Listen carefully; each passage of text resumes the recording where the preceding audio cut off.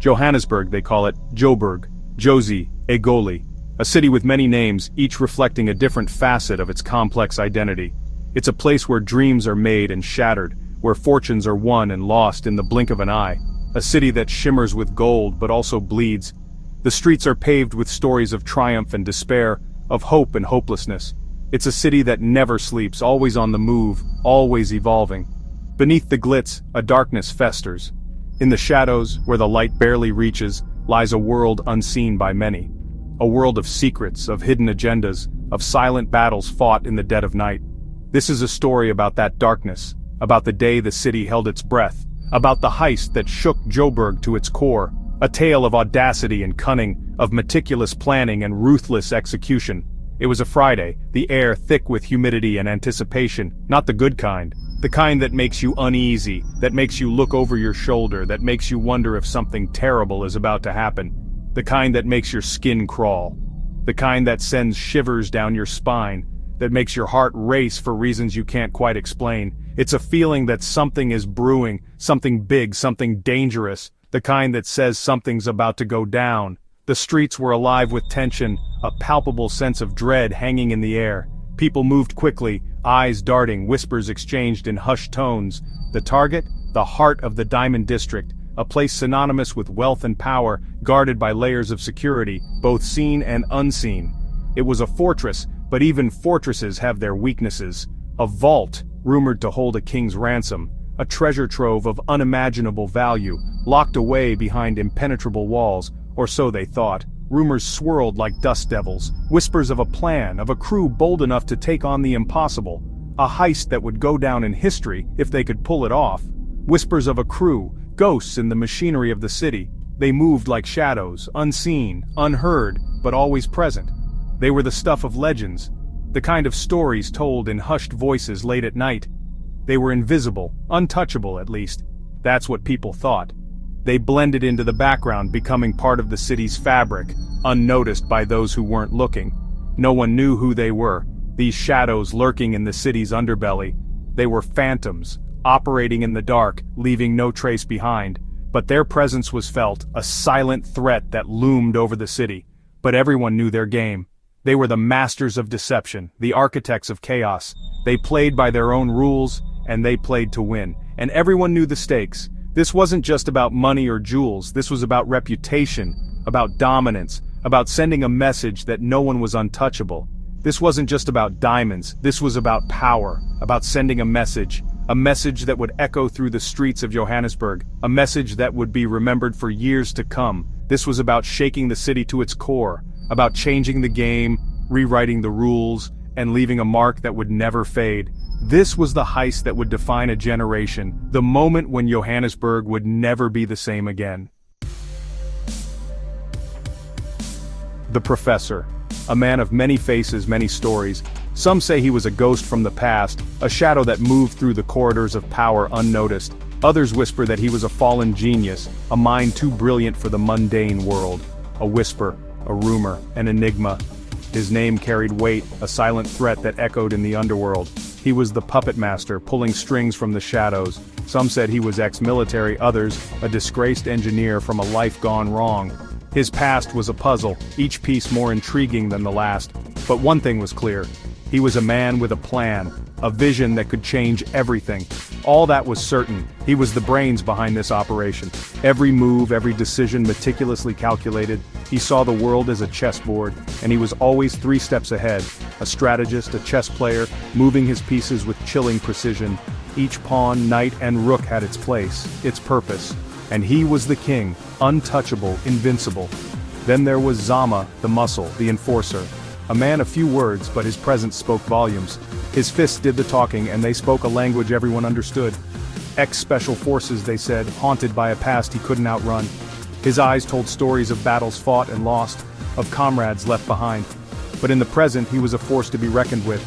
His loyalty to the Professor was absolute, unquestioning. His methods, brutal, efficient. He was the hammer to the Professor's scalpel, delivering swift and decisive blows. And let's not forget Lorado, the chameleon, the ghost. She was a master of disguise, a phantom that could slip in and out of any situation unnoticed, Master of disguise, fluent in every language both spoken and unspoken, she could become anyone, speak any dialect, blend into any culture. Her skills were unmatched, her adaptability unparalleled. She could blend into any crowd, charm any mark. Her smile could disarm the most guarded of hearts, her wit could outsmart the sharpest of minds. Her motives were her own, shrouded in mystery. She was a wild card, unpredictable yet indispensable. The crew was a motley bunch, drawn together by circumstance, greed, and a shared disregard for the rules. Each member brought something unique to the table, a skill set that complemented the others. They were specialists in their fields, masters of their craft. Together they formed a formidable team, a well-oiled machine ready to take on any challenge. And they were about to unleash chaos upon Johannesburg. A city on the brink, about to be pushed over the edge by a crew that thrived in the shadows, ready to rewrite the rules. The plan was intricate, meticulously crafted over months of planning and sleepless nights. It was a symphony of timing and precision, where every second counted and every movement was choreographed to perfection, every detail, every variable accounted for. The team had left nothing to chance, ensuring that every possible scenario was anticipated. Every escape route planned, every contingency considered. They had mapped out the city like a battlefield, with each exit and entry point memorized. The professor, ever the strategist, had studied the diamond exchange like a grandmaster studying a chessboard. His mind was a labyrinth of strategies and counter-strategies, security protocols, shift changes, blind spots. He knew it all. He had dissected the security measures with the precision of a surgeon. Zama, the enforcer, oversaw the logistics. His role was crucial, ensuring that every piece of the puzzle fit perfectly. Sourcing vehicles, procuring weapons, ensuring the crew was equipped for every eventuality. His expertise in logistics was unmatched. His movements were silent, deadly, a phantom in the night. Zama was the ghost that moved unseen, ensuring the plan's success. Lorado, the chameleon, was the infiltration specialist. Her ability to blend in and become invisible was her greatest asset. Her task, to disable the surveillance systems, to be the eyes and ears inside the belly of the beast. She was the silent observer, the unseen hand that would guide them. As the day of the heist dawned, the city remained oblivious to the storm brewing beneath the surface. The calm before the storm was deceptive, but in the shadows the crew prepared to make their move. The clock was ticking and every second brought them closer to the moment of truth. The heist of the century was about to begin. The air crackled with tension as the crew moved into position. The hum of the city, usually a comforting drone, now felt like a cacophony of impending doom. Zama, a ghost in the darkness, neutralized the security guards with chilling efficiency.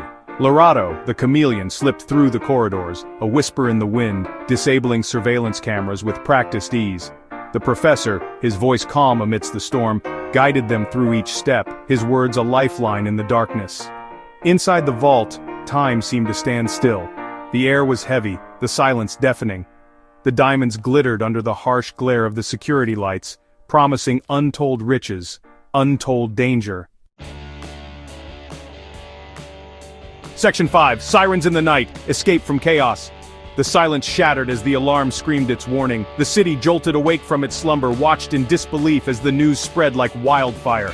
The diamond exchange, breached, the unthinkable happening right before their eyes. Chaos erupted, police cars, sirens wailing, flooded the streets, helicopters buzzed overhead, casting an eerie spotlight on the unfolding drama. But the crew, their escape route meticulously planned, were already gone.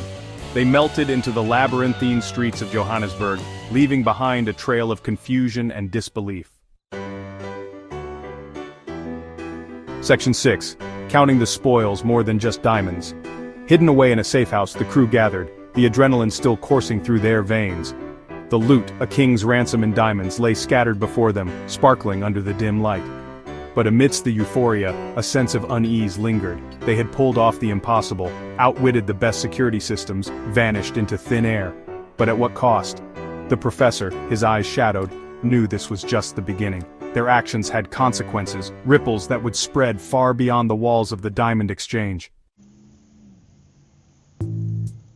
Section 7. The Aftermath.